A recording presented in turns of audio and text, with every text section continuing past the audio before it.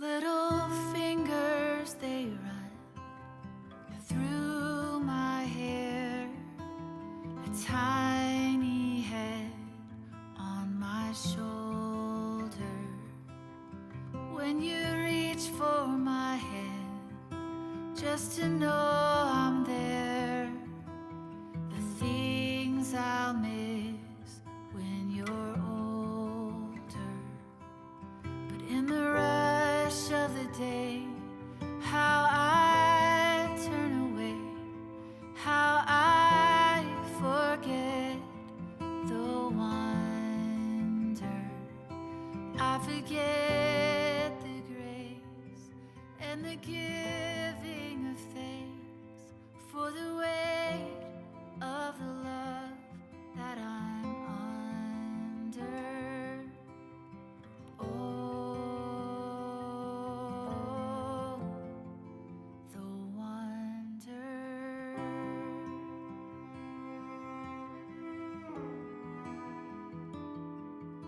When my temper is short and the day is long, and my words come out in anger, and I tell you I'm sorry, but the moment's gone. I'm so heavy with my failure. But let me tell you, darling, where your mama, she is running to the cross. Oh, what a wonder. All my love, just a shadow pointing on to the hollow, to what's deeper, wider, longer. Oh,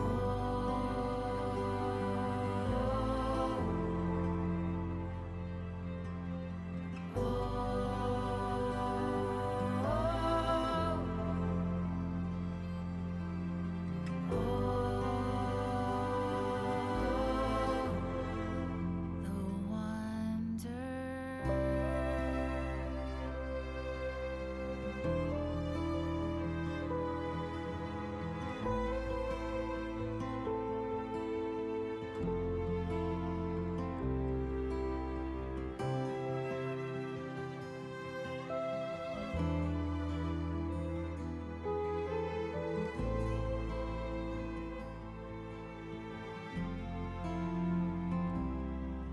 When my hair is gray and my words get slow and my days are almost over, and I whisper to you how I love you so, I hope you never had to wonder. And you know, my child, you've never been only mine, though I wish I could hold you longer. And though I leave you, he is near, he will wipe away your tears. You're so loved by God the Father.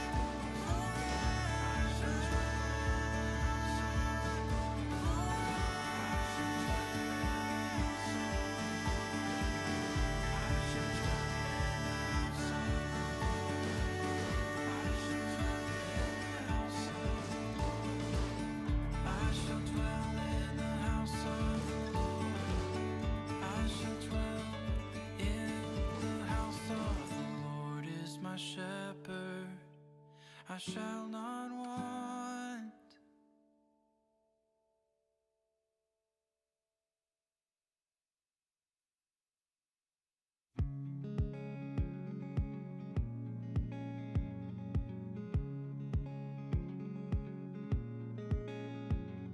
Well, I was 19, you were 21, the year we got engaged, and everyone said we were much too young, but we did it anyway. We got the rings for 40 each from a pawn shop down the road, and we said our vows and took the leap now 15 years ago. And we went dancing in the minefields, we went sailing in the storms, and it was harder than we dreamed, but I believe that's what the promise is for. Well, I do are the two most famous last words, the beginning of the end. But to lose your life for another, I've heard, is a good place to begin. 'Cause the only way to find your life is to lay your own life down, and I believe it's an easy price for the life that we have found. And we're dancing in the minefields, we're sailing in the storms, and this is harder than we dreamed, but I believe that's what the promise is for. That's what the promise is for. So when I lose my way, find me, and when I lose love's chains, bind me at the end of all my faith, to the end of all my days. When I forget my name, remind me, 'cause we bear the light of the Son of Man, so there's nothing left to fear. So I'll walk with you in the shadowlands till the shadows disappear, 'cause he promised not to leave us, and his promises are true. So in the face of all this chaos, baby, I can dance with you. So let's go dancing in the minefields, let's go sailing in the storms. Oh, let's go dancing in the minefields and kicking down the doors. Oh, let's go dancing in the minefields and sailing in the storms. Oh, this is harder than we dreamed, but I believe that's what the promise is for. That's what the promise is for.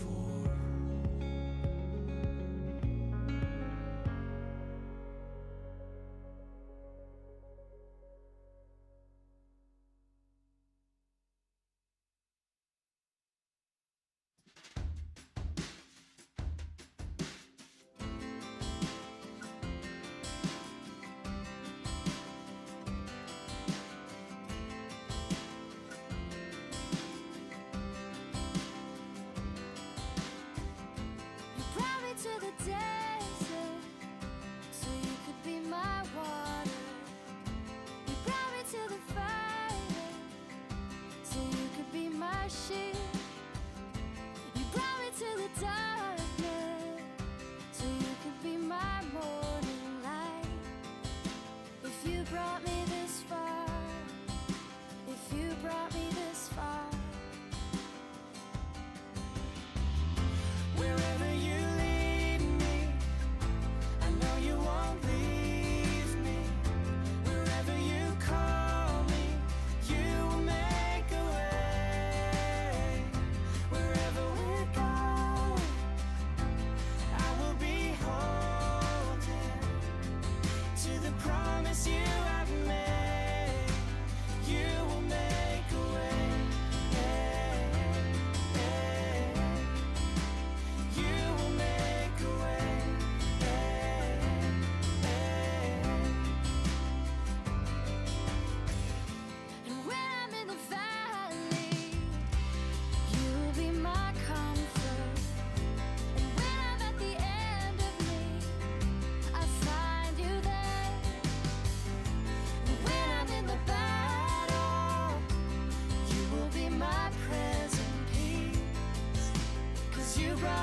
this far, you brought me this far.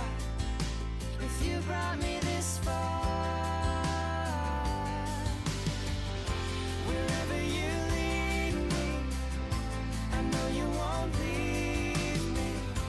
Wherever you call me, you will make a way. Wherever we're going, I will be holding to the promise you have made. You will make a way. My God will make a way.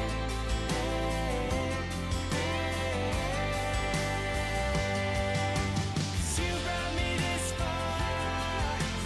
You brought me this far. You brought me this far. You will make a way. You brought me this far. You brought me this far.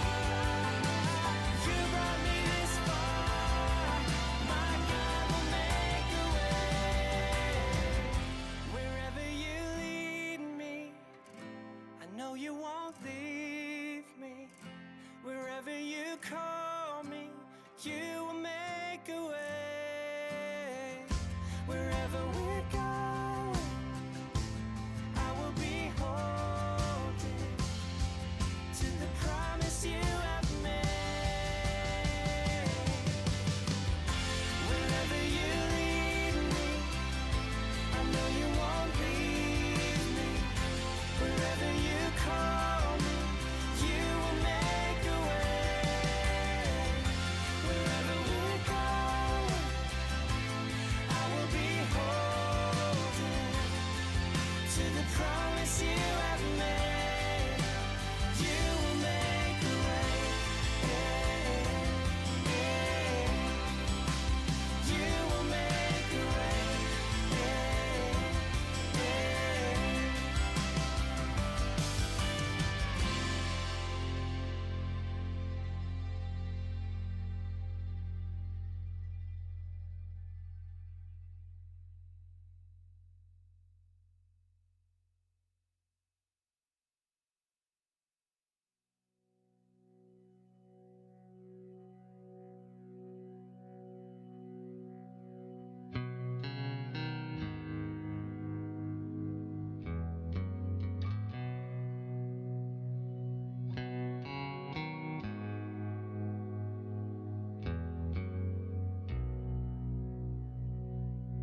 Laughter is the only thing that'll keep you sane.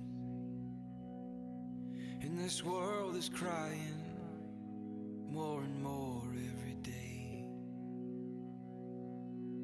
Don't let evil get you down in this madness spinning round and round. I want you to live forever underneath the sky so blue.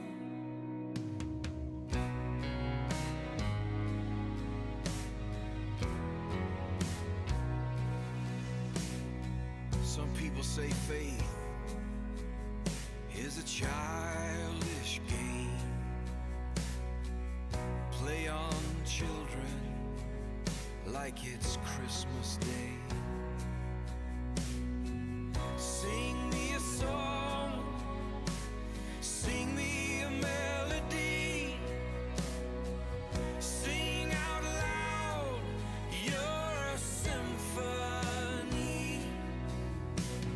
I want you to live forever underneath the sky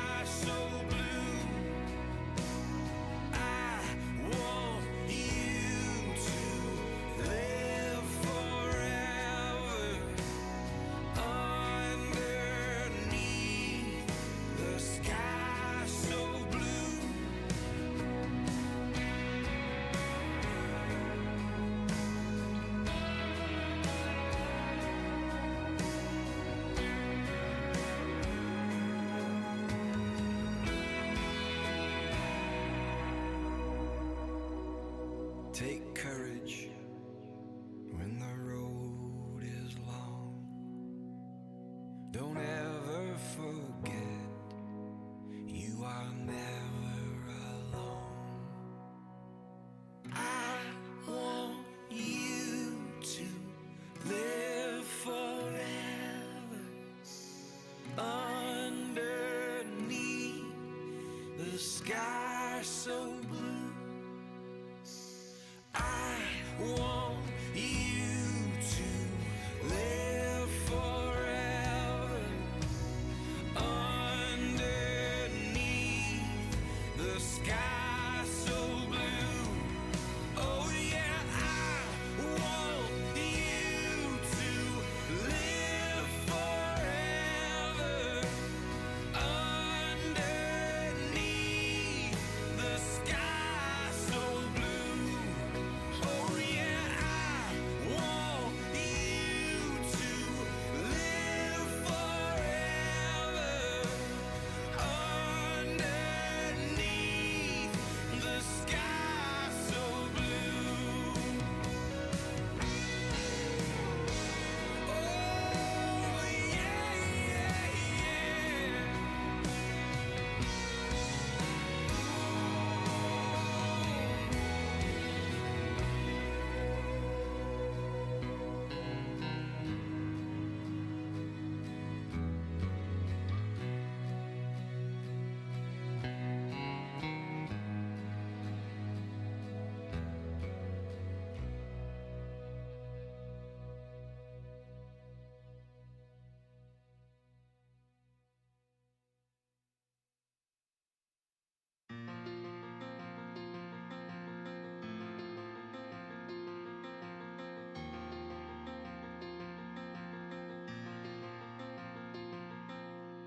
Chances are when said and done, who'll be the lucky ones who make it all the way?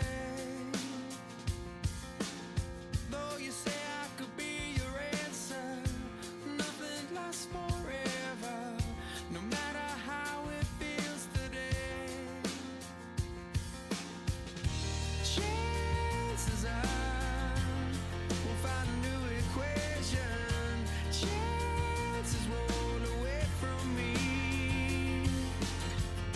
Chances are they hope to be.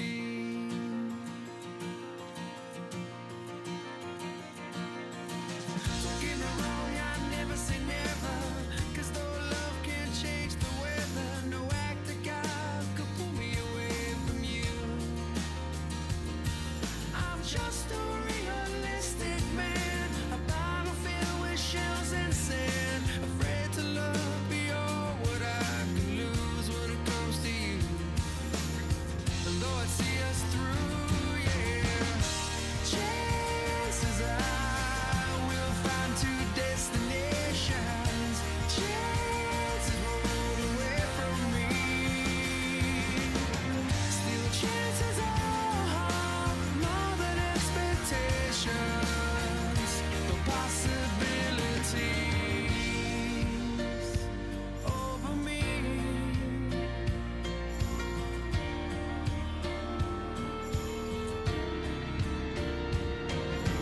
8 to 5 or 2 to 1. Lay your money on the sun until you crash. What have you done? Is there a better bet than love? What you are is what you bring. You gotta cry before you sing.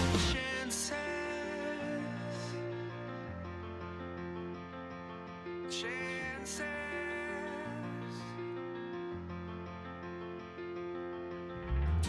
Chances are lost, our hopes torn out pages.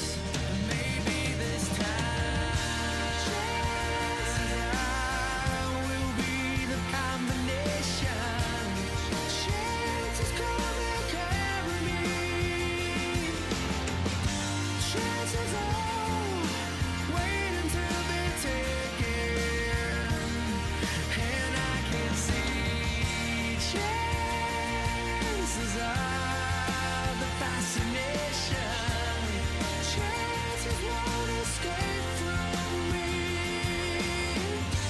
chances are only what we make there, and all I need.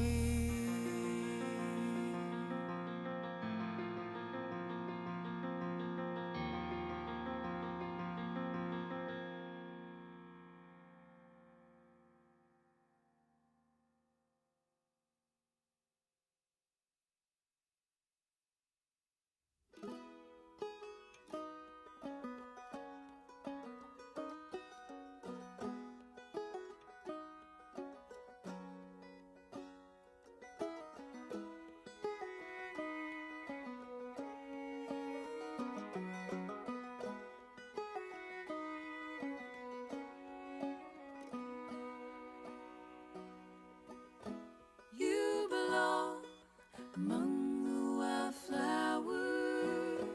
You belong on a boat out at sea. Sail away, kill off the hours. You belong somewhere you feel free. Sail away, go find a lover.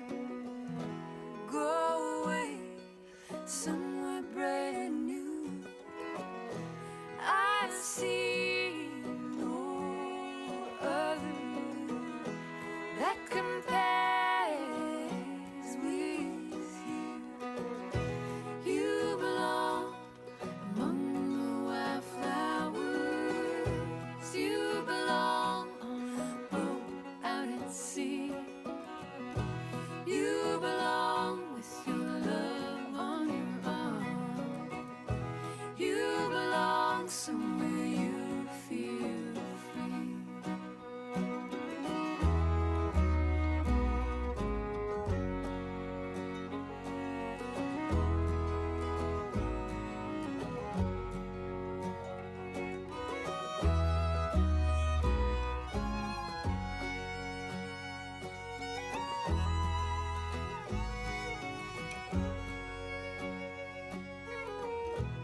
Run away, go find a lover.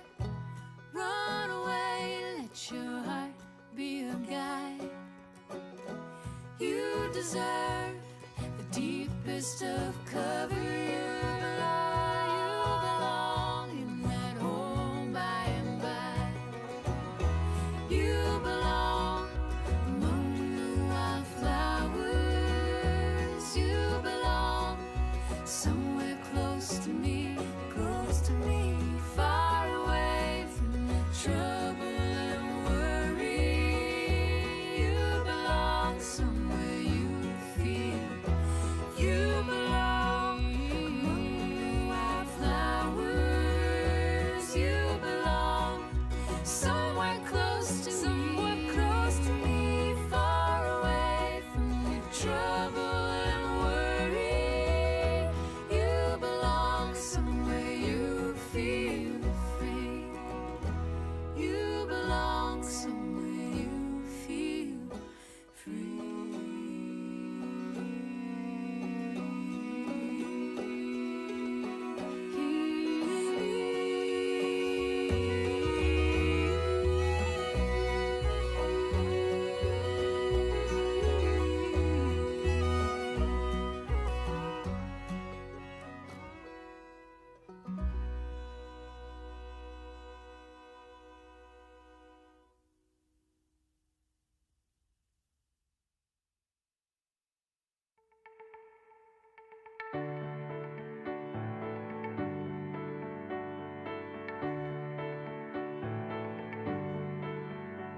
You got all that emotion that's heaving like an ocean, and you're drowning in a deep, dark well.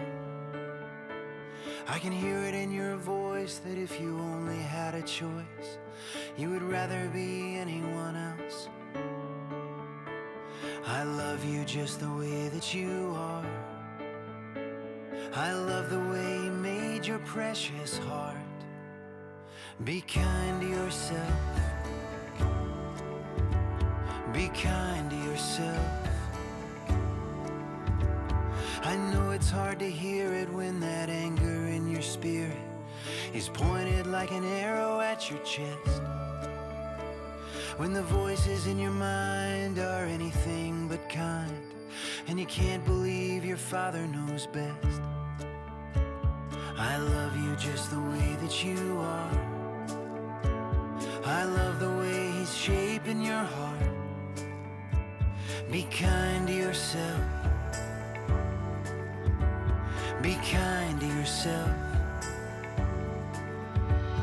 Well, how does it end when the war that you're in is just you against you against you? You gotta learn to love, learn to love, learn to love your enemies too.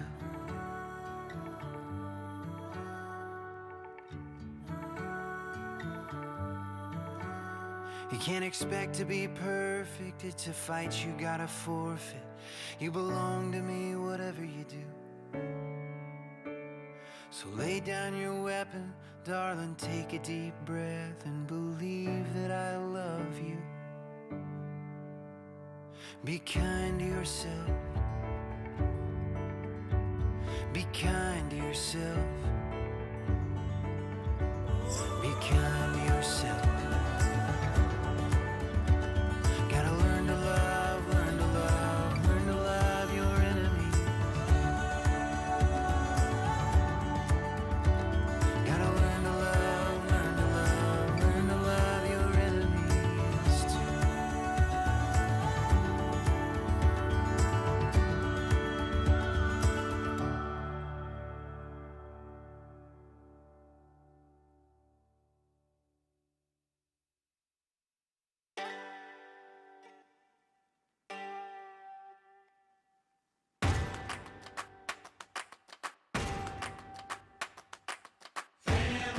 Singing in the kitchen, family.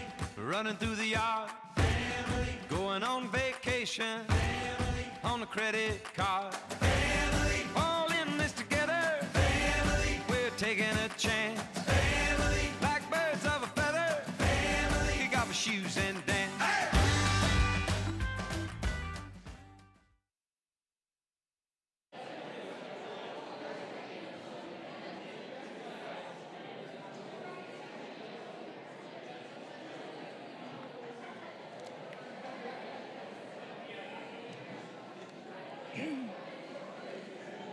Good evening.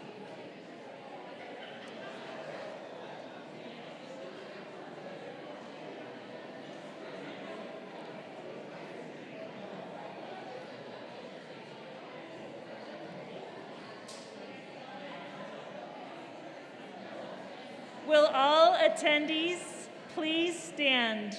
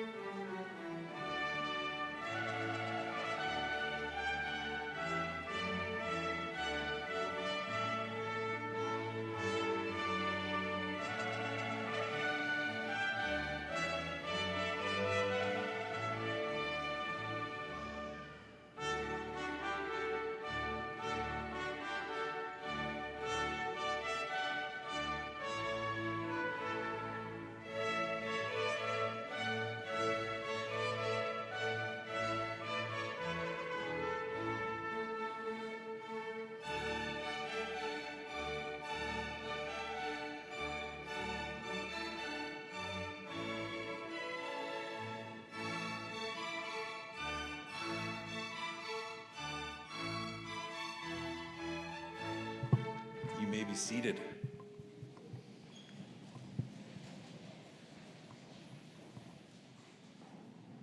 Oh, we're going to be that way today.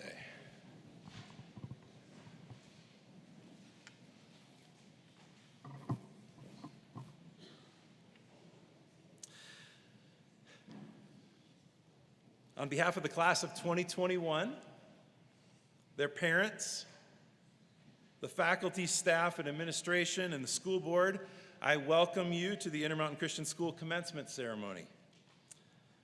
I would like to open this evening with the same passage I've opened graduation with in many prior years.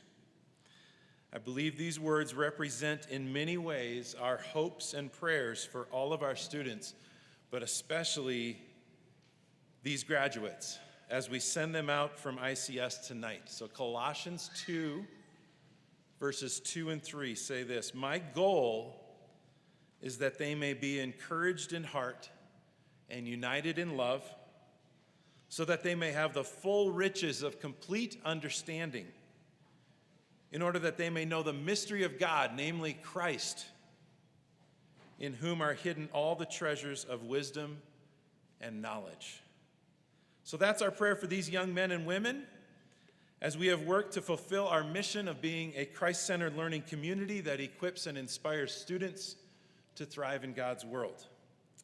So as our seniors enter, we now ask that you stand again.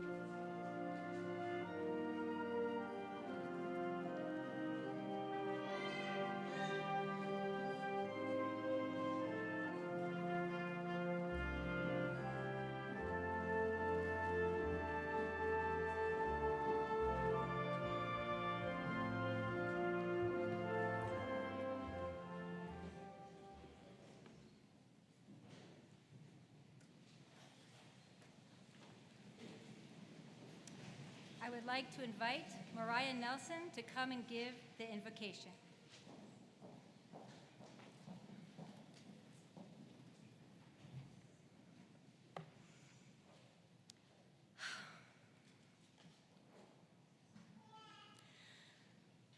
Father, we get to come before you today in such overly abundant joy. Being able to be a part of this moment and watch this completely new season of life that is going to be full of so much glory and trial and growth and understanding and wisdom. It's just one of the most exciting parts of this life where we get to finally move forward and become who we are and grow in who we are. And Jesus, I just want to firmly establish your presence in this room tonight, and thank you that you are a good Father and a good God, and that you care so deeply for each individual here, and you have placed individual dreams and hopes and visions inside of each of them, and each of their paths is designed and laid out for them, God. And I know that you are going to use all of these individual gifts and pieces of them. But God, you are also so wildly radical. And when we follow you and when we step in the way with you, Jesus, you lead us down radical paths and you surprise us and you take us places that we didn't think we were going to go. And we get both the expected and the unexpected because we can trust you and your promises. And so, God, I just pray your blessing over each of these students.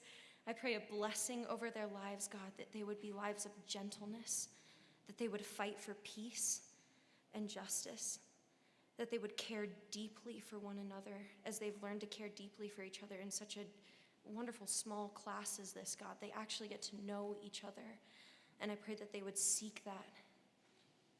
And God, I pray that they would seek out the lonely and that they would care for them. I pray that you would put hearts of love inside each of them. And I pray that you would be with them every step of the way on this wild adventure that they're about to go on. And just as we give you praise, Jesus, for this moment and congratulate them, God, I just want to thank you for who you are. And I pray that you would make yourself known to them. And we pray all of this in Jesus' name. Amen.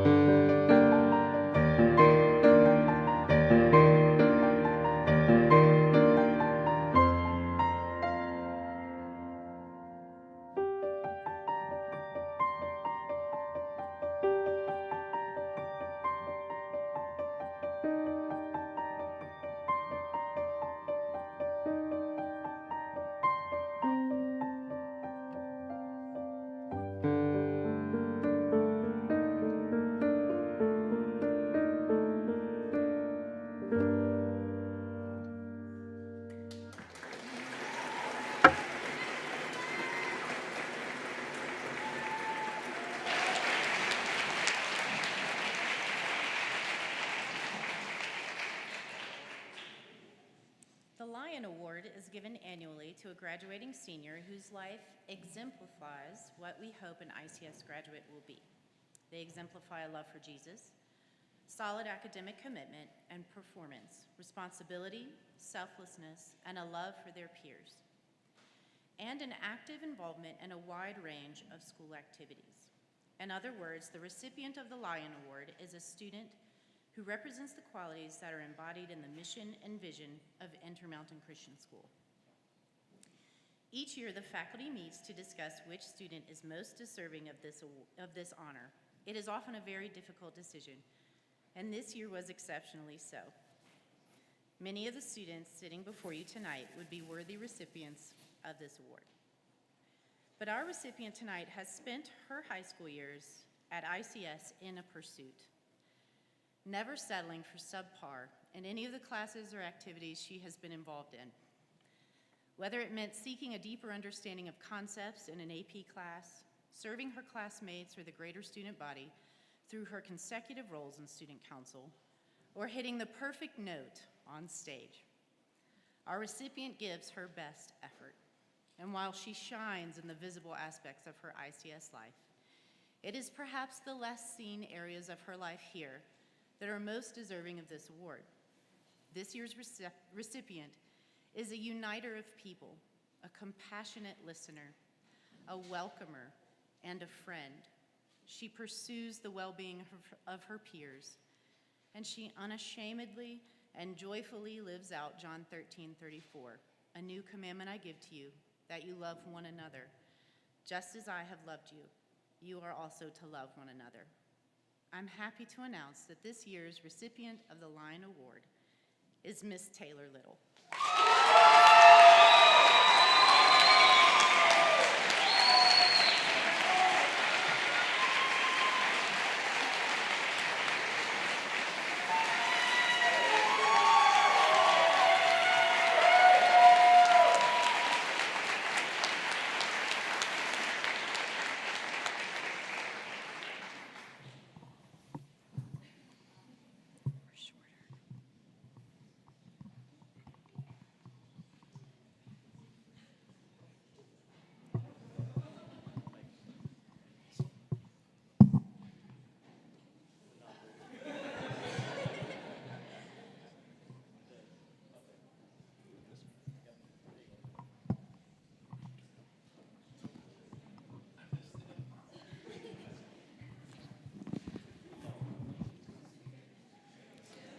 All right.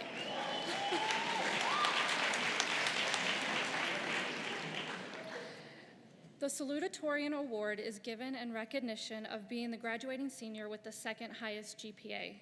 Such an award serves as evidence of the recipient's hard work, diligence, and focus throughout his or her high school career. It is an honor to introduce the ICS class of 2021 Salutatorian. The last 2 years, I have had the privilege of coaching and teaching Ashlyn Nelson. Ashlyn is a talented athlete and well-rounded student. I had the pleasure of coaching Ashlyn in cross country. It was apparent to me from the start that she was a gifted runner. She was the #1 female runner in the region, led the girls to first place as a team in the region meet, and placed in the top 15 in the state meet. What I loved about Ashlyn is she had a super competitive but friendly spirit about her. Kaya, one of her teammates, said of Ashlyn, "It stood out to me how positive and optimistic Ashlyn is about everything and that she is always smiling." This is a testament of how encouraging she was to her teammates. Whenever she finished a race, she was always right there at the finish line cheering her teammates in. The thing about running is that you have to learn to persevere through pain and difficult terrain. Ashlyn mastered the skill on the course she ran.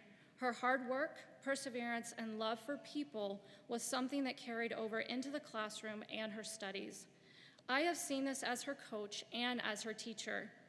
She is willing and ready to help her classmates when they need it. She also has no problem asking questions if she has them. From what I have seen of Ashlyn, she perseveres in whatever she puts her hand to. I talked with her recently and realized that she has encountered some challenges this year. Just like the rest of us, I asked her what helped her through, and her first response was other people in her youth group at church. It doesn't surprise me that in the face of difficulty, Ashlyn turns to God, other people, and perseveres in these difficulties. There were a few Bible verses that came to mind as I thought of introducing Ashlyn. The first set is 1 Corinthians 9:24 through 25. Do you not know that in a race all the runners run, but only one receives the prize? So run that you may obtain it. Every athlete exercises self-control in all things. They do it to receive a perishable wreath, but we an imperishable one. She is running this race of life for the prize in the end. And the last set of verses, Hebrews 12:1, let us lay aside every weight and sin which clings so closely, and let us run with endurance the race that is set before us, looking to Jesus, the founder and perfecter of our faith. By God's grace, she isn't one to give up. Ashlyn fights hard, and I look forward to seeing how God will use her in the future. And now to hear from her yourself, here is your class of 2021 salutatorian, Ashlyn Nelson.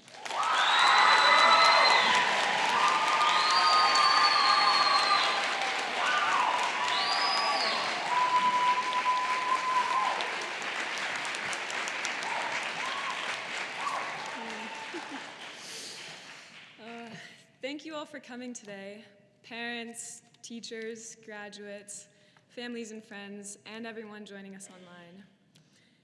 Time is too slow for those who wait, too swift for those who fear, too long for those who grieve, too short for those who rejoice, but for those who love, time is eternity. Henry Van Dyke, a prominent Brooklyn pastor, penned these words 150 years ago. Yet as I look back on our times, it could not ring more true. For years, we've been told to enjoy our time in high school and take it slow because these years are going to fly by. Now, I can't say for everyone that is true. I know that some of us have had a lot happen in these past 4 years, and it all seems like an eternity, especially with the trials that COVID brought us this year, and it seemed to take it away from us. But as I was preparing this speech and getting ready to spend my last summer before moving away, I was struck with the fact that we are never going to get these high school years back. I can guarantee that we're going to be just like the parents and elders standing before us right now telling us these years are going to fly by. So I want to look back on the amazing people that have made this high school experience something to rejoice about. Ethan. I remember when you first came to K2 and I thought, hey, this kid's kind of cool. I persistently tried to make you come to ICS, and I didn't even really know you. But now that I can say you're one of my truest, most trusted friends. When you transferred at the end of the year, you fit in perfectly. You even became the class president at the end of the year. And I can say you've really had an incredible job holding that title because you're always the friend that is there. Whether that be giving rides or walking through people with their struggles, you are loyal, generous, strong, and God has given you the gift of leadership. Even if you don't see it, people will follow you, and I know I will. Cecily, you continually prove my point that you are the most astonishing person I've met in these past 2 years. I never quite knew what it was, but whenever you were around, I felt calm. Even when I was struggling, I felt peaceful. And I think I can finally say where that comes from. When people get to know you, Cecily, you have the ability of making anyone around you feel judgment-free. And in a world full of judgment, as we all know, that's truly priceless. This year's been insanely hard, but you've brought peace and laughter, and going forward, I know that God will provide for you and that you will continue to transcend. Elijah, I've known you my whole entire life, but I've only gotten to really know you this last year and a half. I learned that you're a really great listener, and not a lot of people hold that quality. I also learned that you have a lot of intricate opinions to speak about yourself, and the first thing I noticed is you really stick with your opinions. Your ability to be undeniably yourself is so refreshing, and I, along with others around you, are super grateful for that. Also, I learned that you really love tea, and there's no better way to gain my respect, so props to you. Our class really, really benefited from your presence. Chloe, you were the first person that I met before coming to ICS. There you are. My first impression of you was, geez, she's really scary, and I don't think she likes me very much. But thank goodness that I was wrong, because we have so many memories that I'm never going to forget, and you've really changed my life. You're one of the people who sees everyone, notices that they're struggling, and then cares about it and lifts their spirits up. You're observant, you're sensitive, you're really adventurous, and you're strong. A tremendous friend. I have seen you reach out to the young girls in this community and impact their lives. That, to me, is one of the greatest things you can leave behind, not just as a senior, but throughout life. And when Chloe cares about someone, there's no doubt in my mind that they will feel unconditional love and they will feel protected, because I've felt it firsthand. Ricardo, running with you in cross country was a blast my first year. You made me push myself to limits where I was really struggling and you weren't even breaking a sweat. So your casual demeanor and maturity balanced out the team, and I can say that's true for our class as well. You're very steady, Ricardo. I see it in your friendships, how you're there for them and by their sides. I see your steadiness in your family, how you take care of your baby sister and you love on your parents and your brother.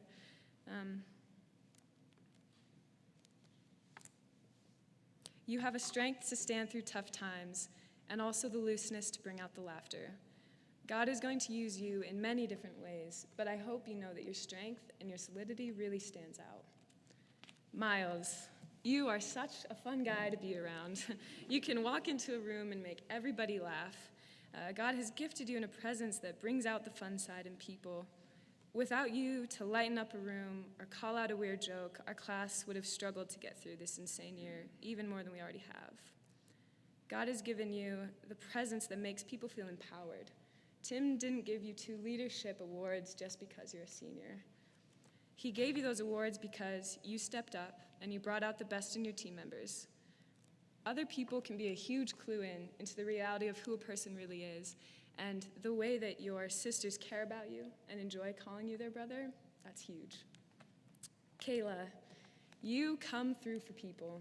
You came through for me with the hiking club and by sending me encouraging texts with lots of emojis. You came through for this community by showing not an ounce of menace to anybody. I know that everyone in our class can agree that you are the kindest out of us all. But most of all, I'm inspired by your work ethic.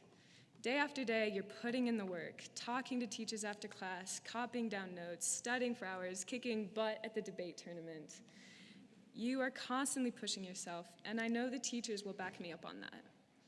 God is guiding you to greatness, so do me a favor, and when we become rich and powerful, please remember all of us here at ICS.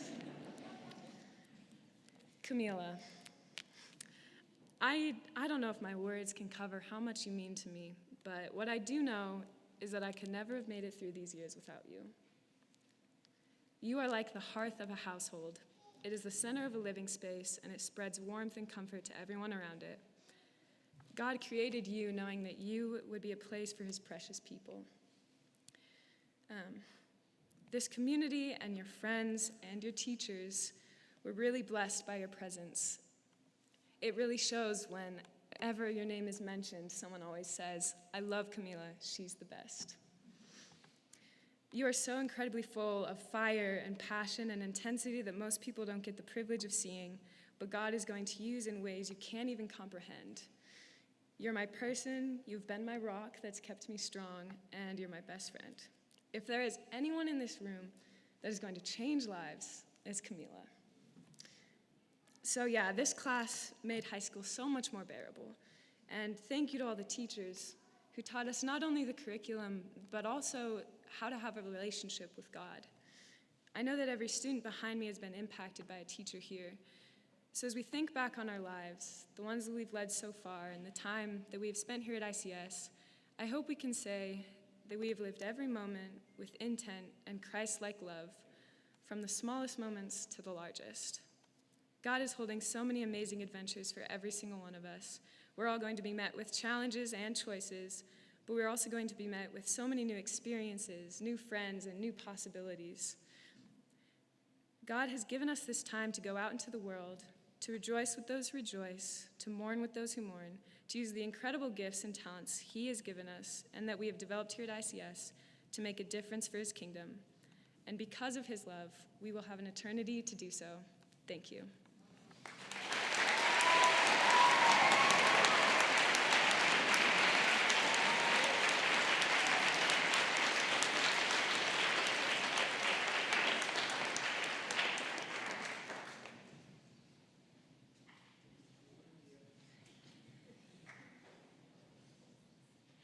Alrighty, so what I'm about to say is going to be nothing compared to that.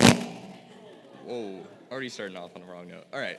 On behalf of the class of 2021, we are going to be donating as our class gift money towards the new ICS lion costume and mascot so that we can bring a little more lion spirit to the school.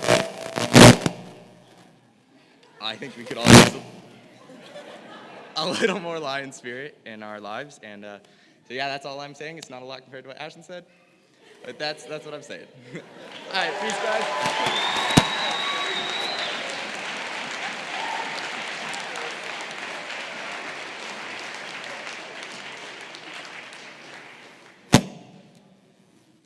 We good?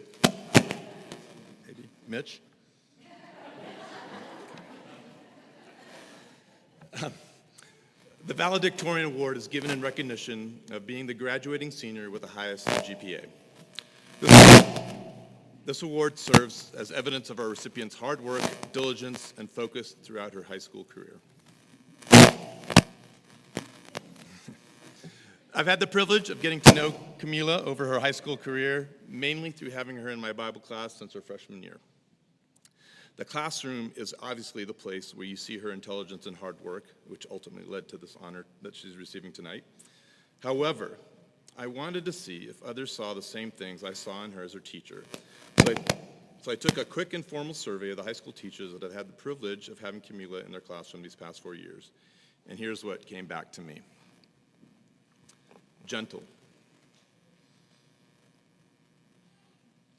kind, disciplined, inquisitive, genuine, loving, humble, thoughtful, fun, intelligent, talented, compassionate, hardworking, friendly, creative, dedicated, and pleasant. We should all be so fortunate to have these characteristics said of our own children. You can easily pick out the characteristics that helped her to have success in the classroom: disciplined, inquisitive, intelligent, hardworking, creative. However, you can also see the characteristics that endear her to her friends and those who just come across her path: gentle, kind, genuine, loving, humble, fun, compassionate, friendly.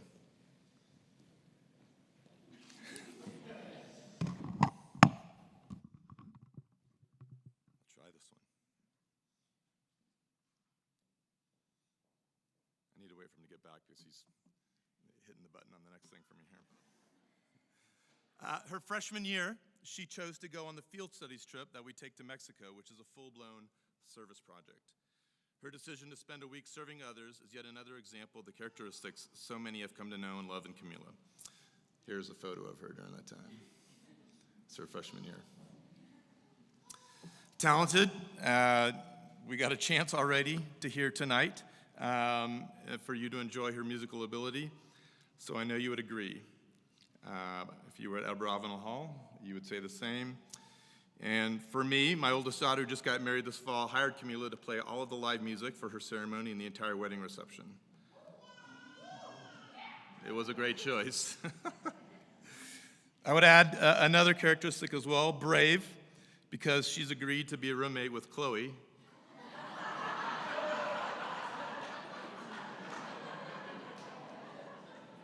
My daughter. Next year, as they both attend the University of Utah. Brave indeed. The pleasure for me, though, with any student is seeing them grow spiritually, and that's been the case every year with Camila. She even took 2 Bible classes this year. Just recently, we were having a conversation on one of them, and she was relaying how she was really taking ownership of her relationship with Christ. This may seem like a simple thing, but it's so important as our children leave the nest that their relationship with Christ be founded on genuine faith. Not just because they've been taught it all their lives, but because they truly believe it and want to continue to pursue growth in Christ as an essential to who they are. As the school year has come to a close, in our senior class, we've been studying the book of Acts. And Paul references there the Bereans as being noble as they test everything against Scripture. Paul says in Acts, Now the Berean Jews were of more noble character than those in Thessalonica, for they received the message with great eagerness and examined the scriptures every day to see if what Paul said was true. Camilla exhibits the same noble character and sincerity in studying as she wants her faith to line up with Scripture. To close, this verse came to mind as I thought about Camilla Ann this evening. This is out of Philippians 4:8. Finally, brothers and sisters, whatever is true, whatever is noble, whatever is right, whatever is pure, whatever is lovely, whatever is admirable, if anything is excellent or praiseworthy, think about such things. It is my pleasure to introduce to you the ICS valedictorian of 2021, Camila Bartholomew.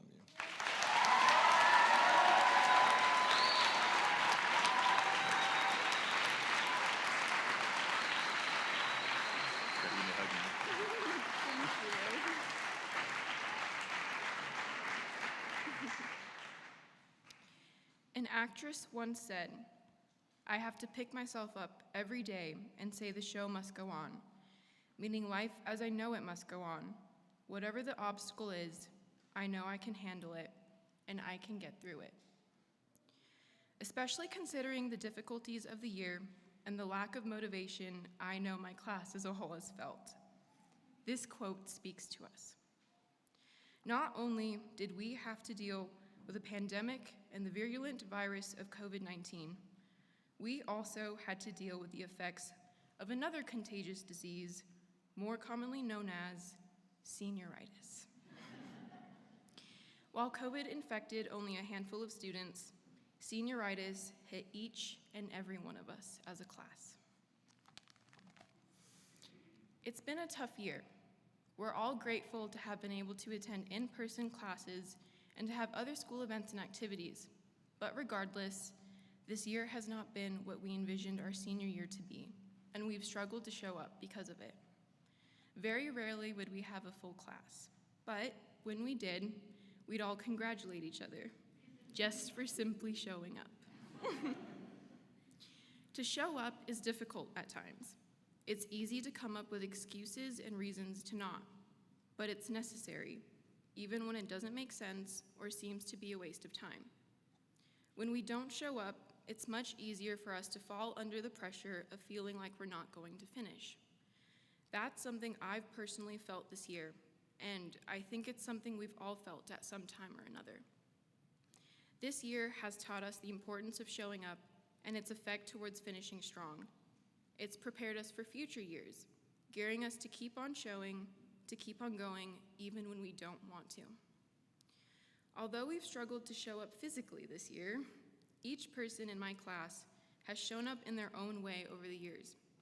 Each person has something to contribute to the class, some quality or trait that leads us to appreciate who that person is. Taylor, my word for you is joyful.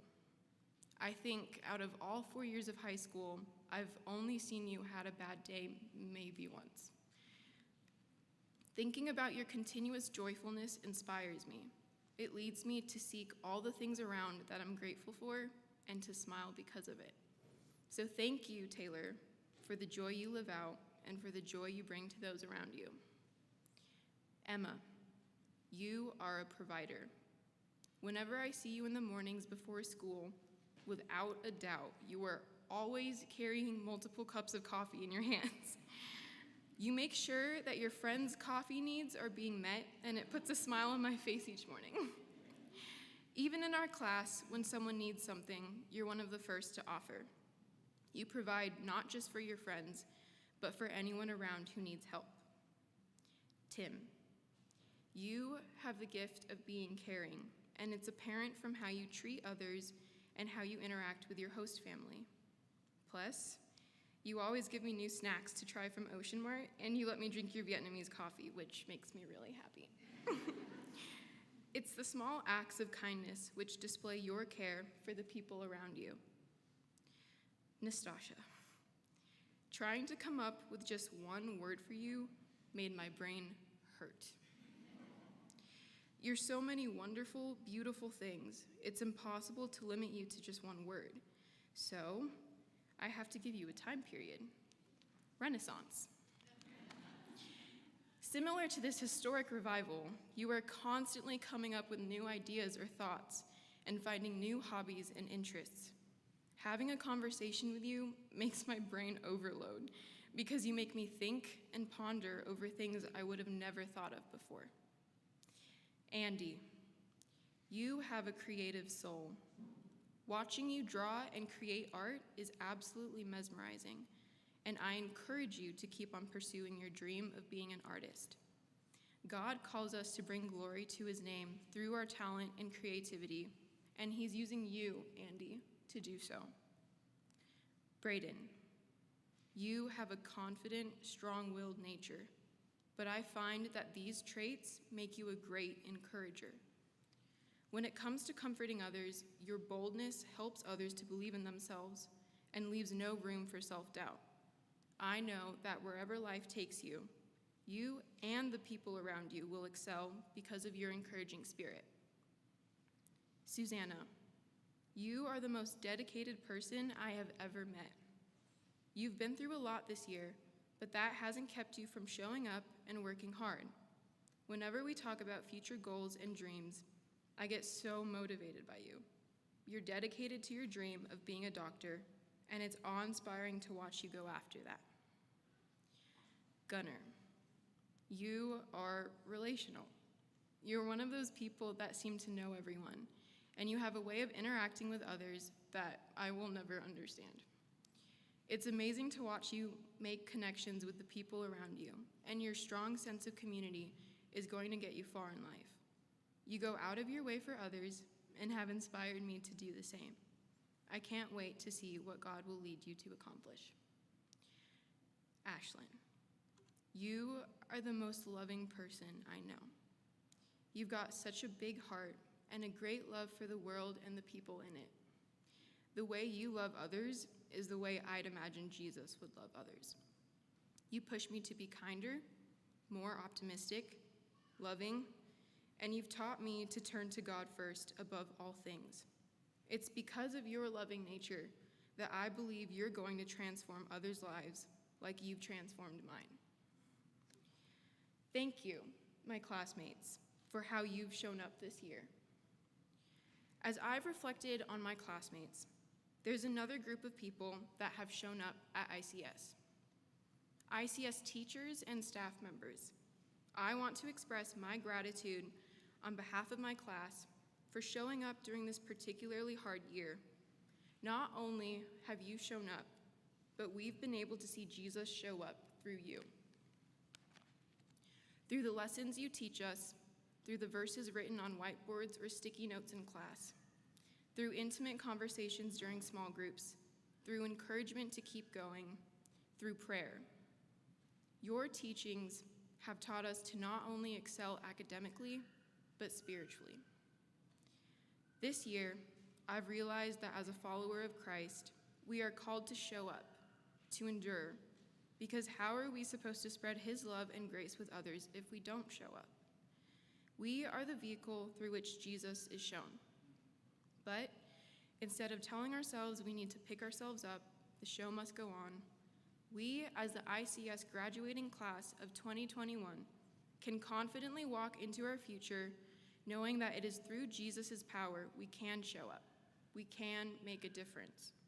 So, to my fellow classmates, teachers, upcoming students, and anyone else listening, I encourage you to show up and keep on showing up.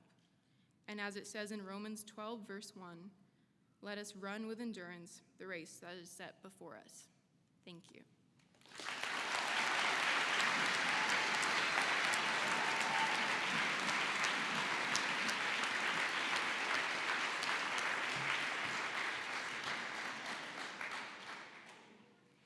Today I have the honor of presenting our commencement speaker. We as a class got to decide of the person on who we thought impacted us most, and we agreed on my dad, Drew Little.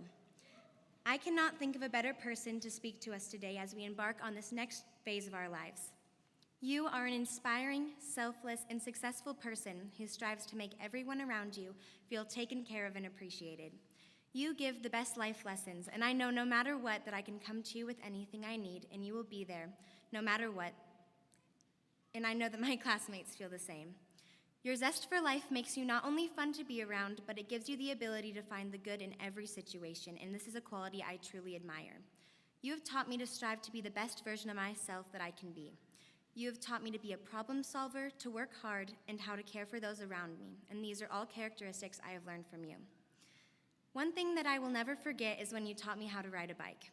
You were doing the classic teaching technique of holding my back, guiding me through it, and teaching me the motions. It got to the point where you thought I was ready to go down the driveway by myself. It seems like an easy task now, but at the time, I was terrified. You finally helped me build up the courage to do it, and when I went for it, I fell. Right after I fell, you picked me up and told me that it was all going to be okay. You picked me up, right back up, and helped me try again, and I got it. You taught me that day the lesson of never giving up, because if we stopped trying any time we got hurt, we could never accomplish anything. You always pick me up when I fall, and have not only taught me how to ride a bike, but so many other life lessons that have shaped the way I look at the world and how I think today. You have made me the person I am today, and I could not be more grateful for all that you have done for me. You have not only impacted my life, but you have made an impact on each and every one of us as well. So without further ado, please welcome our commencement speaker, my dad, Drew Little.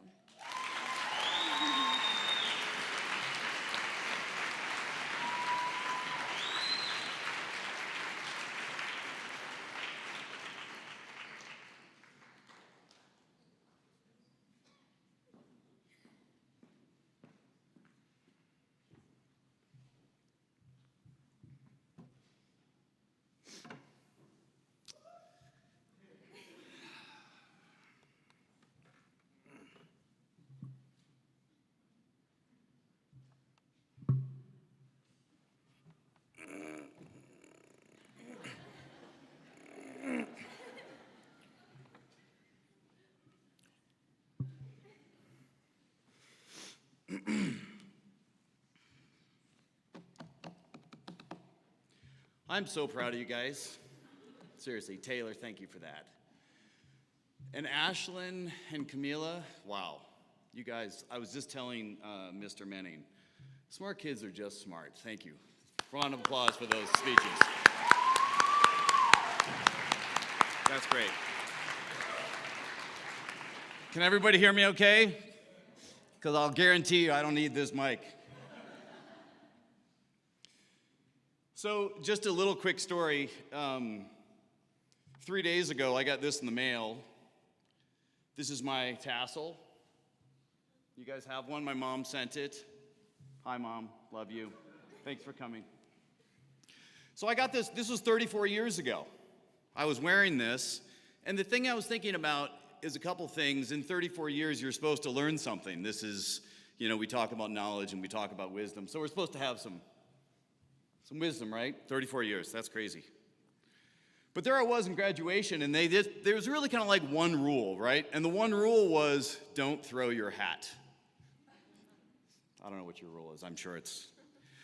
But I had snuck in a very small bottle of Martinelli's apple cider.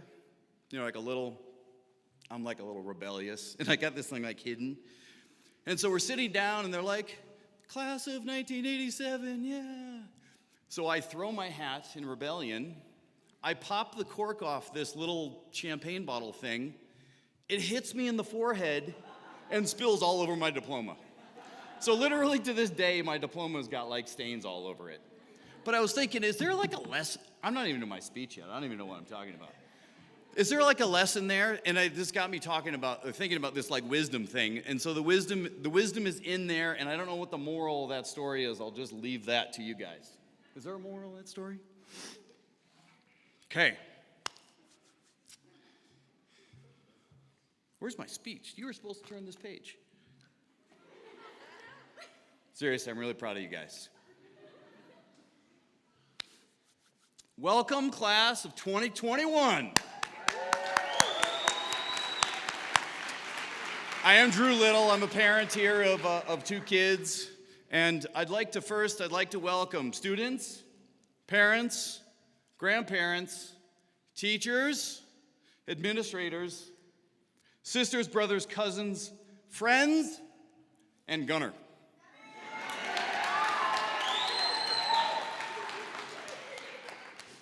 And I really appreciate the opportunity to talk today. Like, this is a huge honor, and I really will treasure it always.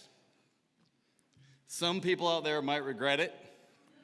Let's go for it, right? Okay, 34 years, guys. I got something. And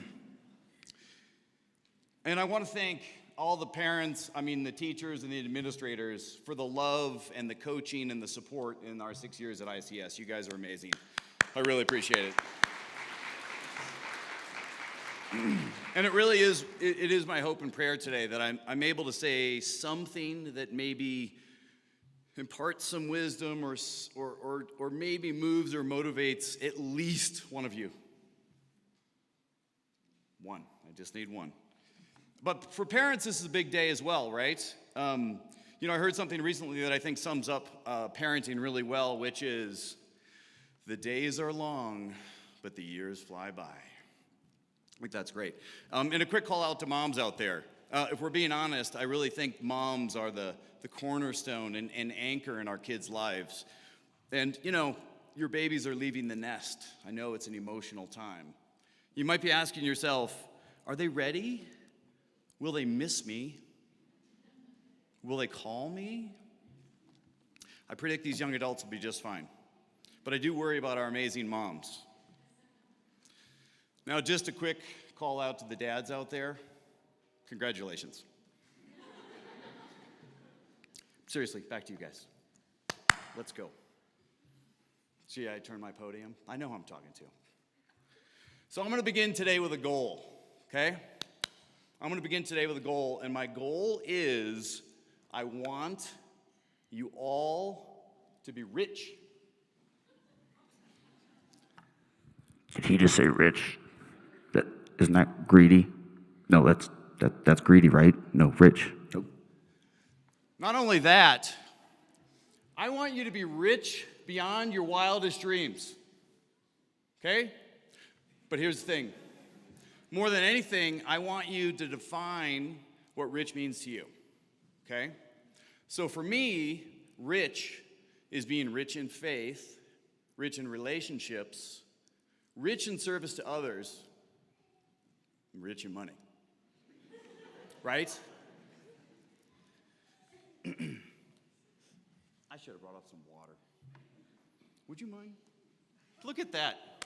Thank you, Mitch. So this is our topic today. I like how Mark Twain says it.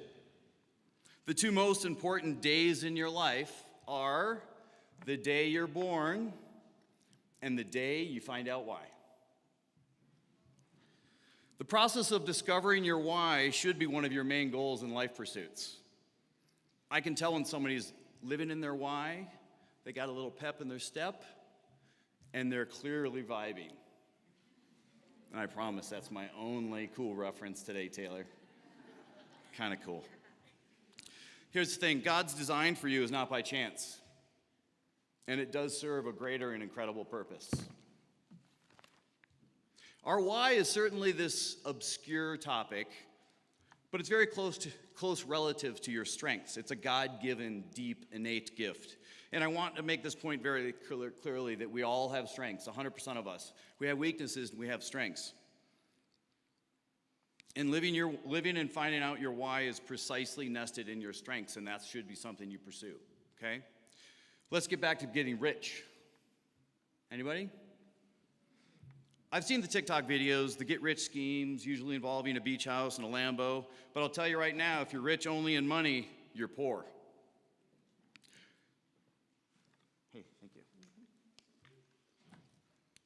But your path to richness must include your discovery of your why, okay? And I'd like to kind of present you with a strategy on how you get rich, but I'm going to warn you a little bit, it's going to involve your participation. Proverbs 14:23 says, all hard work brings a profit, but mere talk leads only to poverty. All hard work brings a profit, but mere talk only leads to poverty. I think about life as a path, okay? A path, like a hike. And I love hearing people's life path stories. I like what shifted their path. And I like why they did certain things. And here's the thing. Your life, it has this path, and your life will have a beginning and end to it, whether or not you participate. But I'm here to tell you right now, if you do participate, you can avoid some of those steep climbs, those occasional jagged rocks, and you just go to the vistas. But you got to participate. So my proposal to you is that we accept two things, that life is a path and that we can influence our path. We can and we will discover the path that God made for us. We have been gifted with the strength, and it is our mandate to discover them and use them in God's kingdom. Okay? Here's the key. There's three things that lead and adjust your path. There's three things. No, wait. Minus. There's three things that lead and adjust and pivot your path. They're simple. It's prayer, people, and books. That's it. Three things. Okay? Over the next hour and a half, I will attempt to convince you. And over the next hour and a half, I will convince you and embed these principles in your brain. Actually, your partially developed brains. So I know I got to work a little harder. But actually, I think it'll probably only take about 15 minutes. So you can consider me your life path coach to finding your why. Miles is in. You know, seriously, I actually, like, when I was sitting there, I was like, I'm going to scrap this whole speech and just talk to each one of you individually. That's what I was going to. I was just going to, like, but Denise said she read it and proofread it, and I was like, no, that's probably not good. So here's the thing. You might be wondering, like, how you find your why. The key to your why here is you pay attention to things that come really easy to you. It's weird, but, like, what are you really good at? What comes easy to you, right? So do you prefer, like, doing math, or do you prefer doing English, right? I mean, do you prefer spending hours building Minecraft worlds, or you prefer to spend time with groups of people?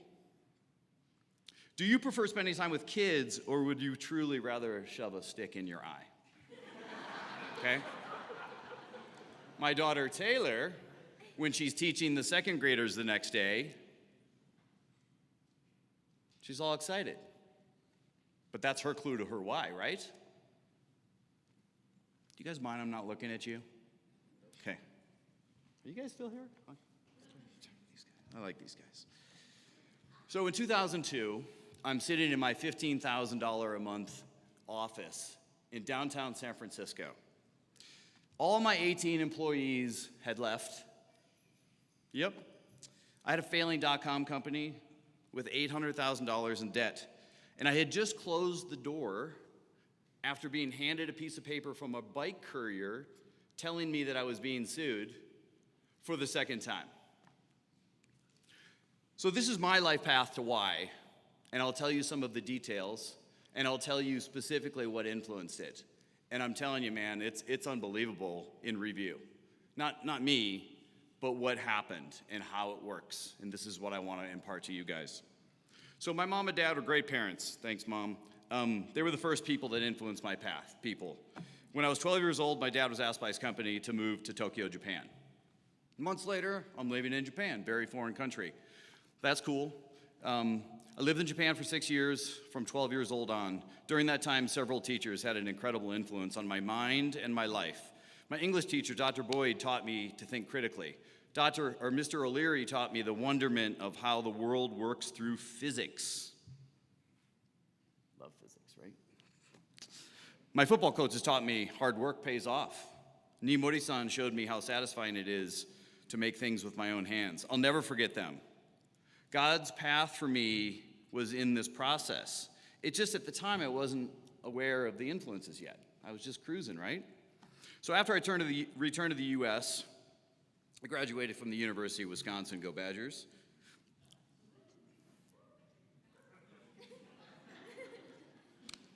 So, and then I got a job at a Japanese company. 日本語喋るから仕事したね。今、Mrs. Crosswhite だけわかるね。Crosswhite 先生、本当に全部ありがとうございました。Mrs. Crosswhite? That means that because I spoke Japanese, it helped me get the job. Mrs. Crosswhite's awesome.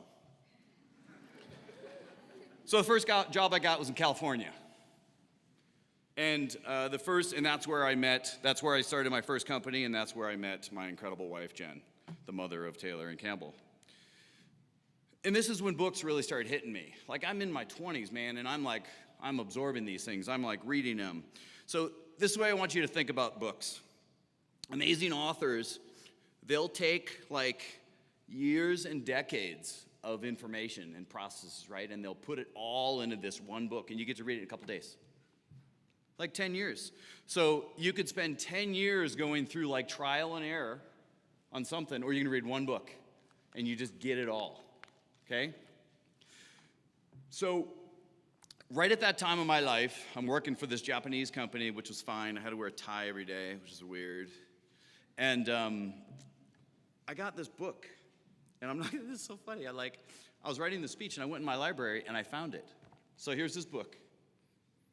This is called Creating a New Civilization. It's like a futurist kind of person, like wacky. I don't remember where I got it, but this book is only 108 pages.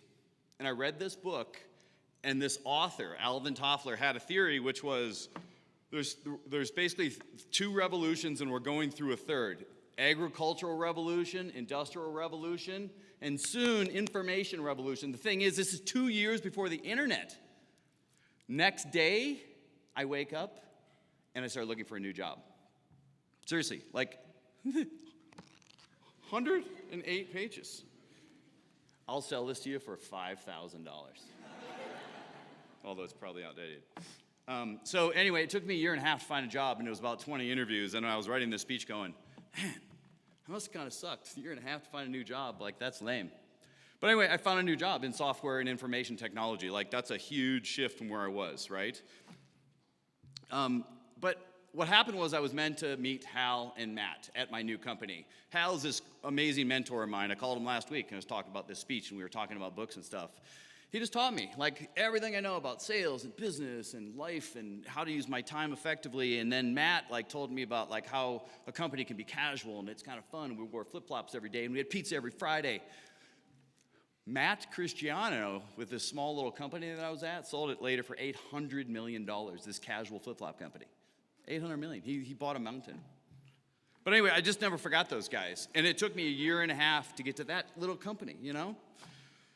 So my point of telling you my life story is just to point out again, like how much influence these books and these people I had. So I have a few more little stories, and I'll continue to tell you like some other like shifts because, dude, it's like seriously, like I'm like, what?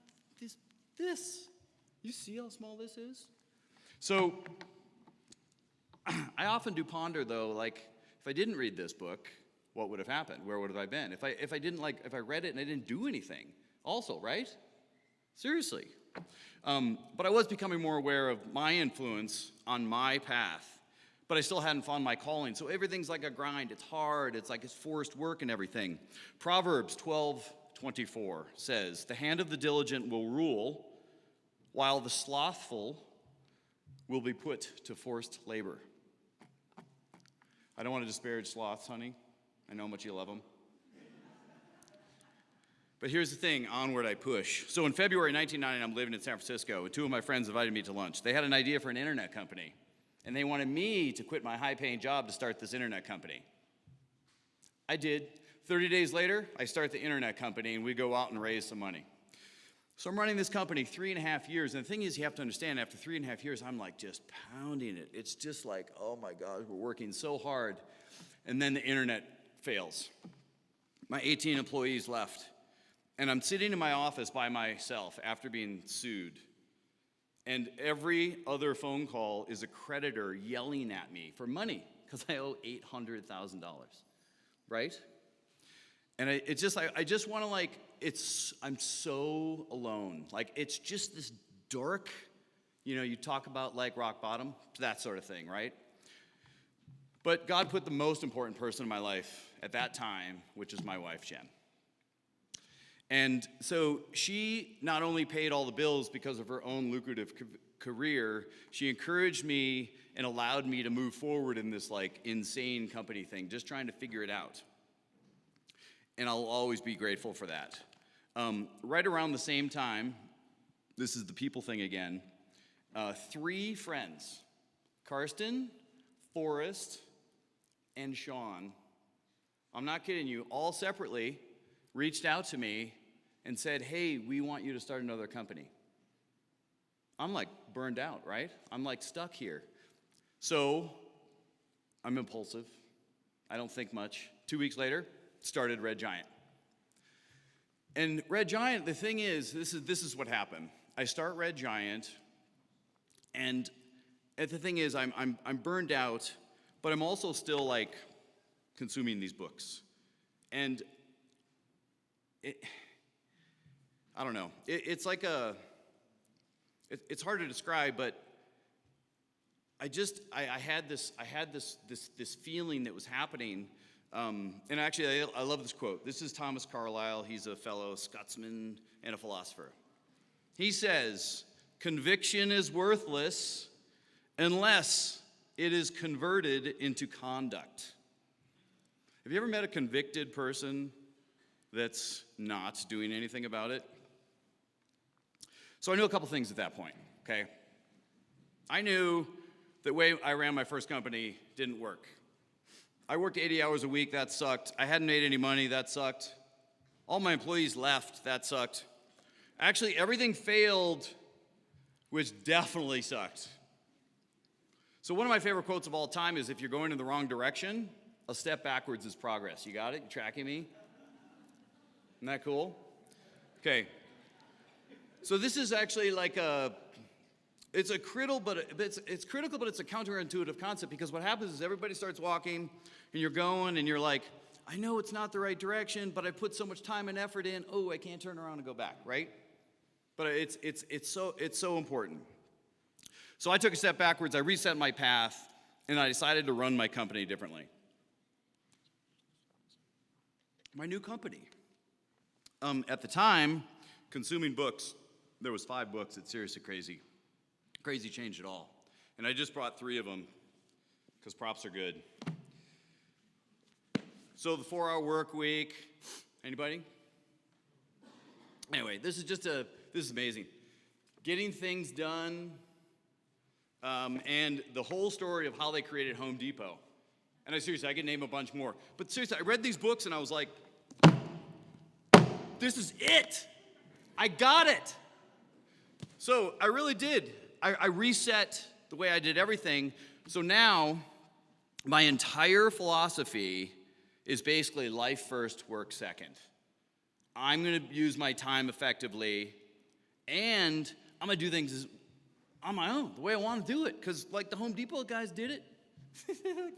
They totally changed everything. Like before Home Depot, we went to Ace Hardware.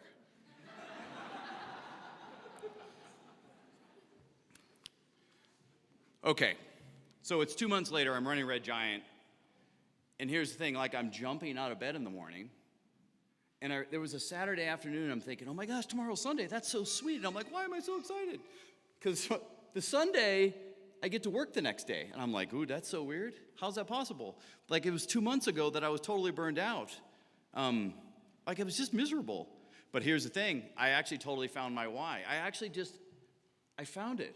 I nestled right into it, like hugged it. And I want you to like keep in mind like my path, it wasn't easy. And I had these shifts and I had these books and I had these people, but right in my why. Can I confess something to you guys? And I'm really bummed about it. This is for Mitch. I wanted bumper music, like music for myself when I came up. So I actually hid a speaker behind here. And I was going to play Footloose, and I was going to dance all the way up here. And it totally didn't work. I'm so bummed. That's why I said, sorry, Mitch, right before I hit my... Okay, so I had found my why, and suddenly all my strengths were being used. It was amazing, okay? And I really can go back and think about all the books, and that's my rebellious side. Don't throw your hats. So my why is to start and run companies. But the reason that is because it maxes my interaction with people.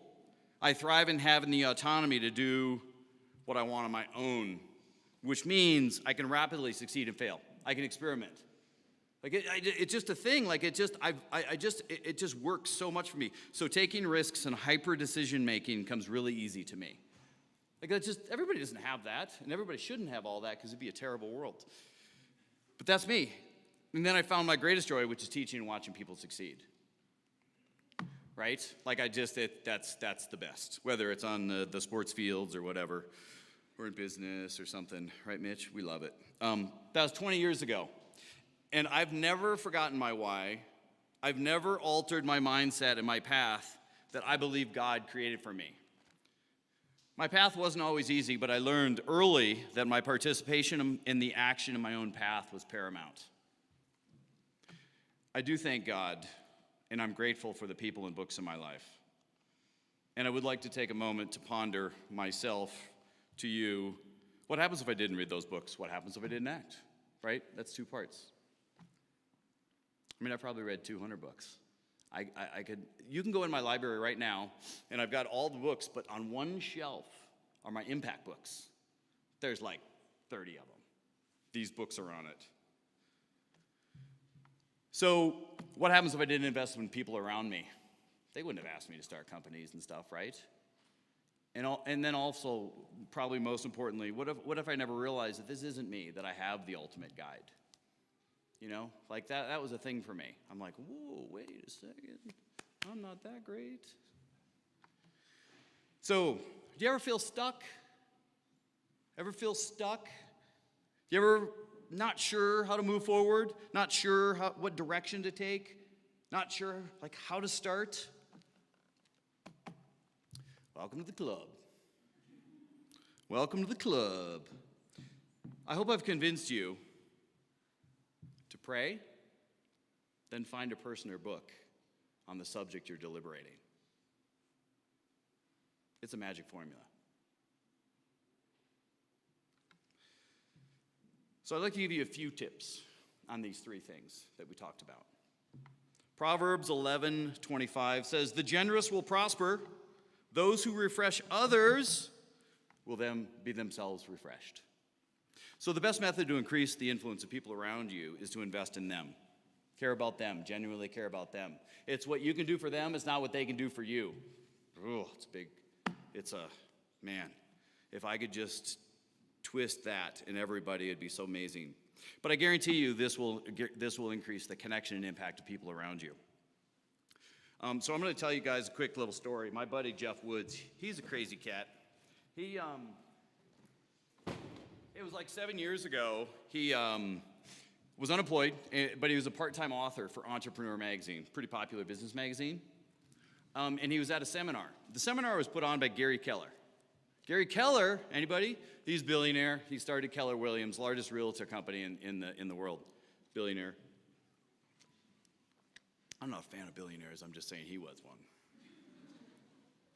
So Jeff tells this great story where he just suddenly felt compelled, and he's running from the back of the room up to the front of the stage where Gary is.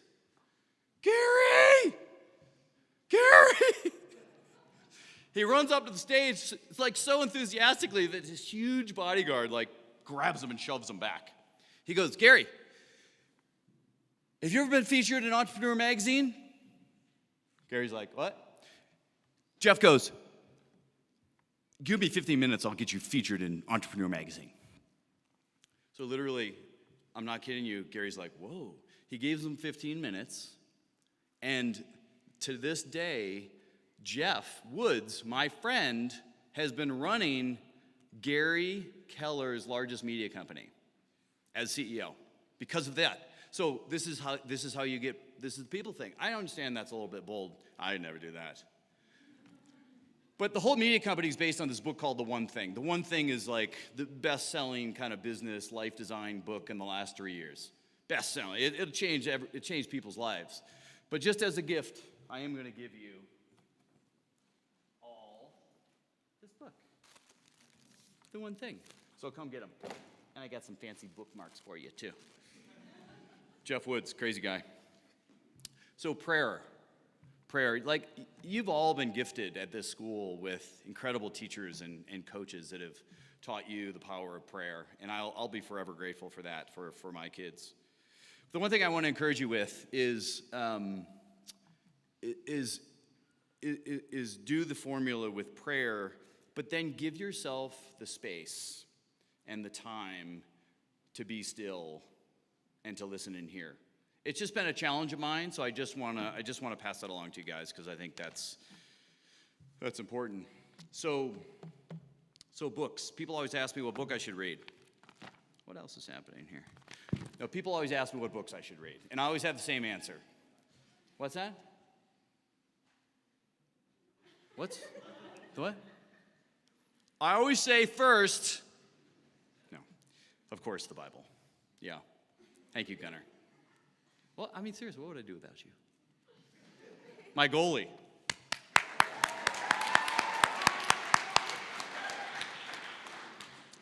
So what I do say after that is, yes, read them and read them all. You just read. But the one thing I'll say is I would lean once in a while to nonfiction.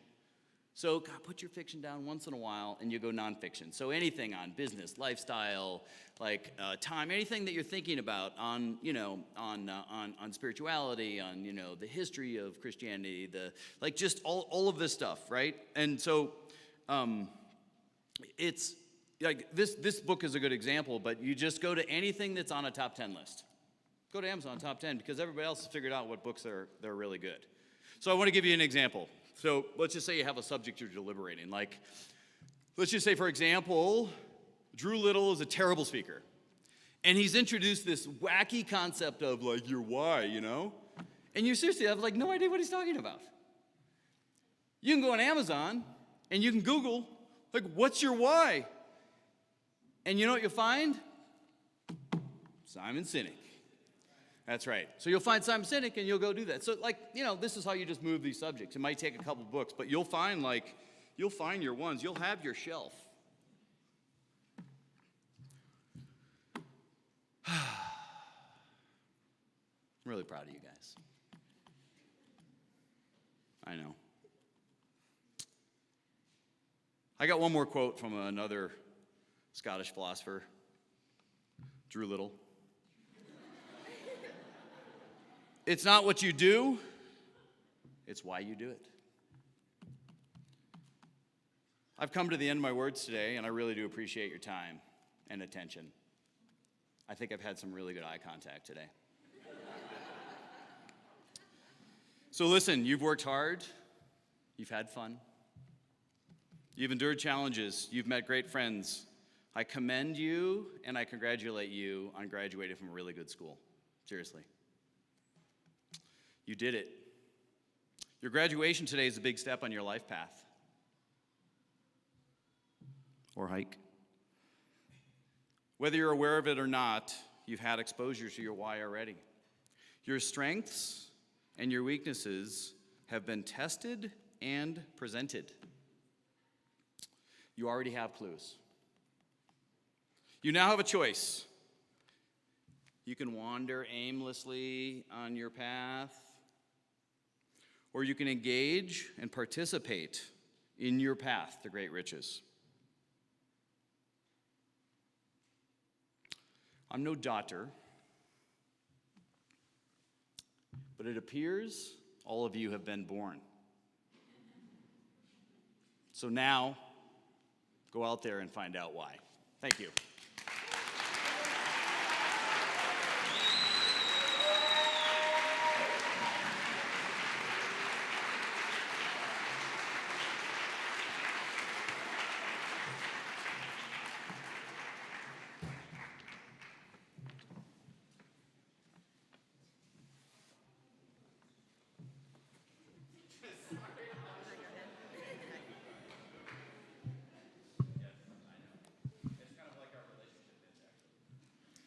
Drew, I don't think you stuck to the script. I'm just saying.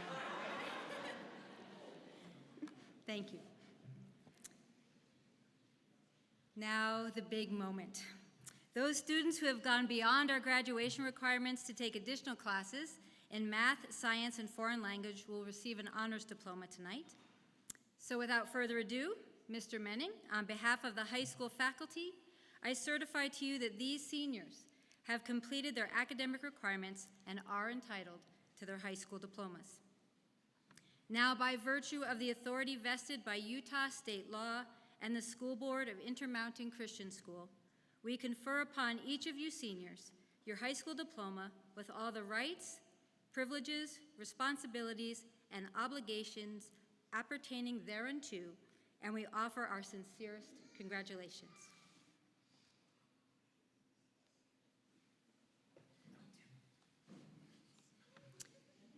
Elijah Albano.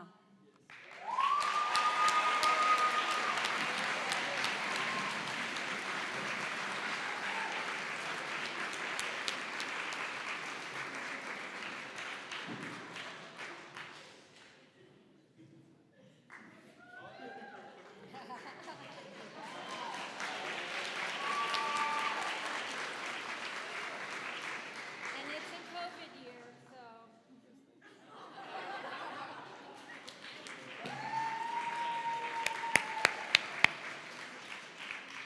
Camila Mahal Bartholomew.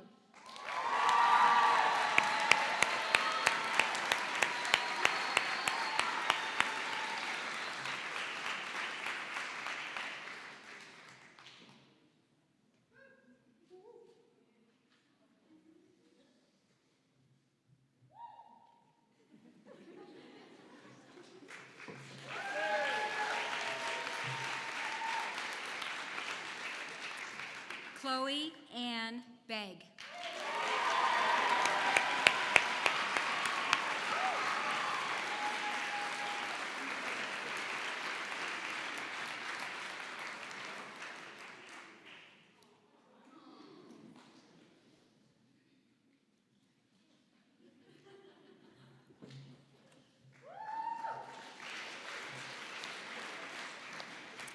Faison Anderson Benene.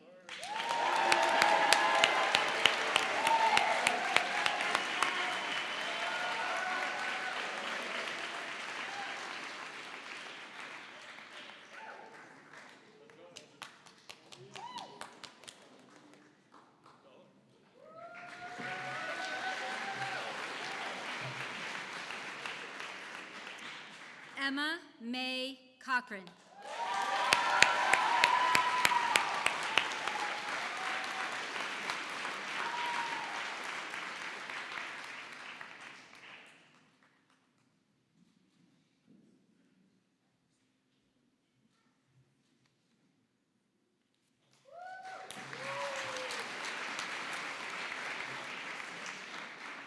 Susanna Grace Colby.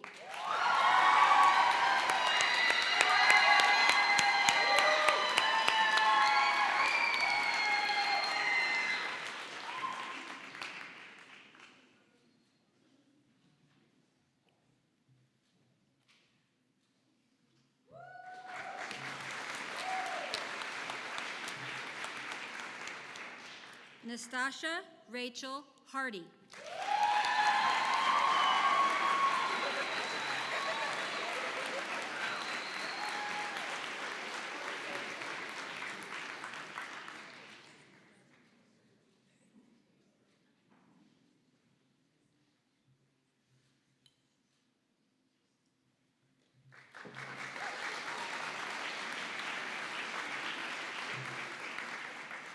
Braden Edward Jones.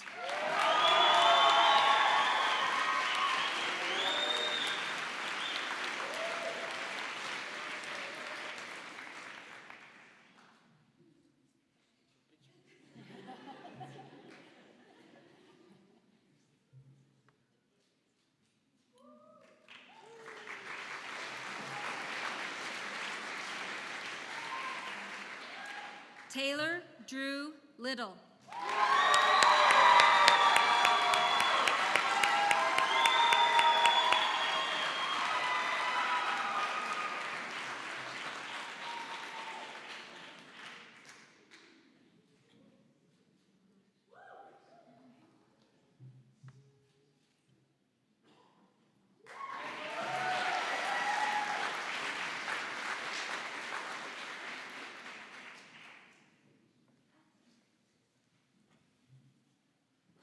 Ashlyn Dawn Nelson.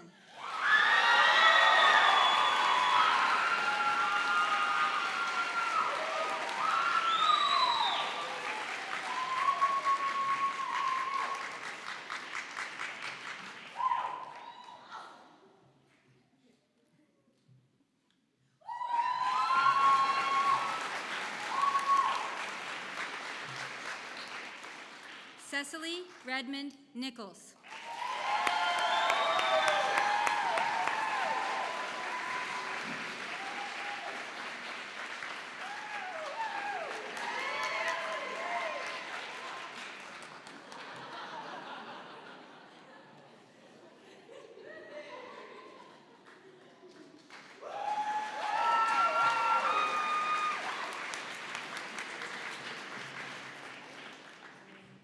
Ethan Steele Parker.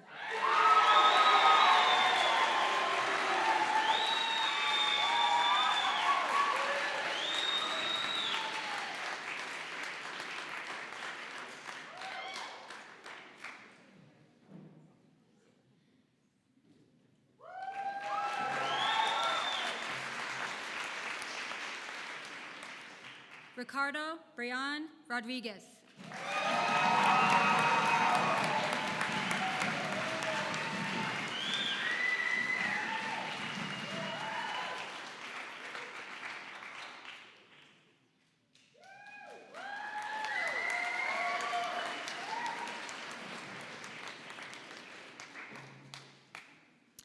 Gunnar Joseph Schramm.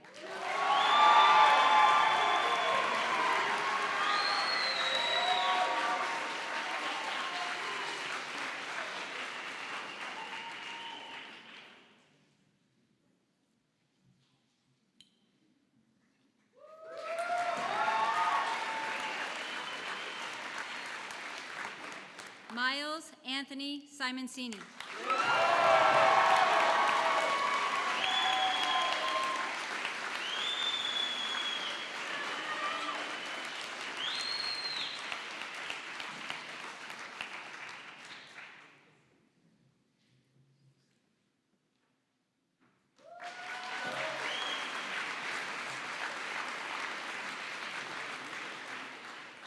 Sung M.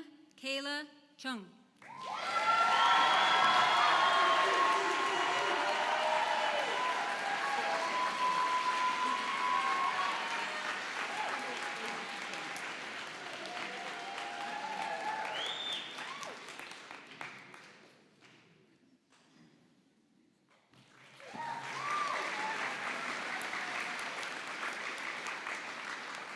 Fook Chung.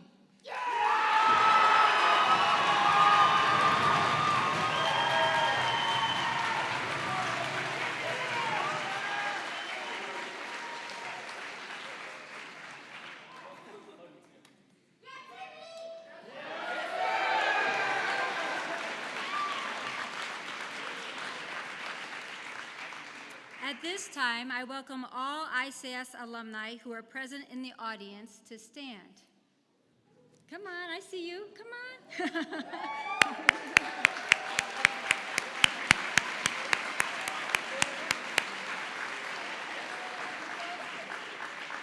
Seniors, as you now have your diplomas, I want to officially welcome you as the newest members of the Intermountain Christian School alumni, and you may toss your hats.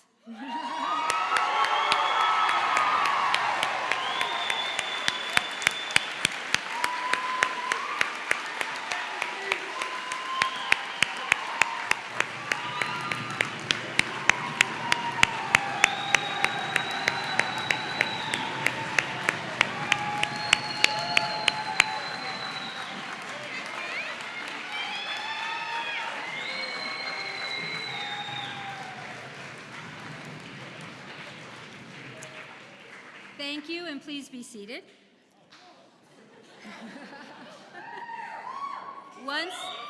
Once we begin the recessional, we do ask that the audience delay exiting this room until all members of the senior class, faculty, administration, and school board have recessed.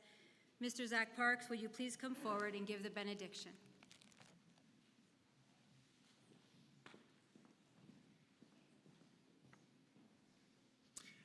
Now, may the God who called you to grace this world with curly golden locks, or brown almond-colored eyes, or skin the shade of sandstone, who nurtured you in this learning community, smiled on by mountains and winked at by the sun, and the same God who granted you strength to endure the deserts of late-night cram sessions, send you forth to speak life to and celebrate differences in others, foster relationships of growth, even in places where the terrain is hostile and hard, and carry forth the formation of Christian life and learning in and to the world. Amen.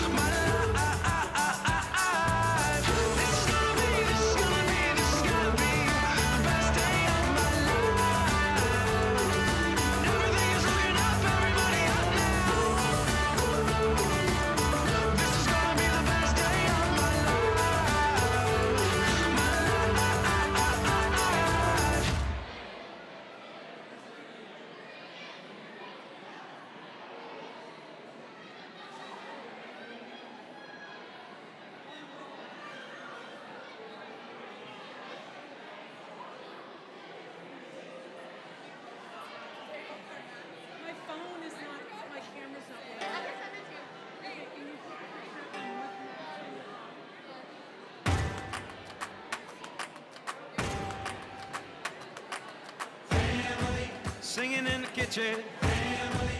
Running through the yard, family. Going on vacation, family. On the credit card, family. All in this together, family. We're taking a chance, family. Like birds of a feather, family. Kick off our shoes and dance.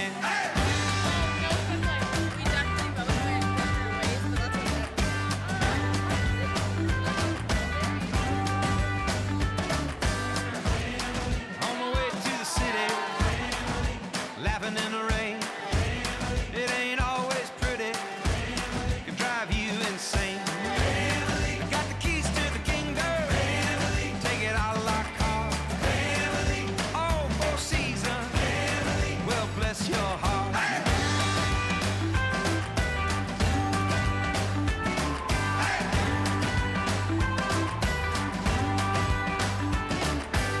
You don't choose them, you can't lose them.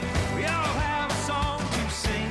Some crazy, some are amazing. All got a little bit of everything.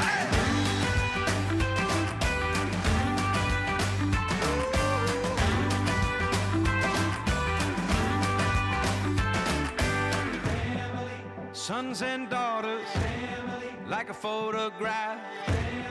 Baptized in the water, put me on the map.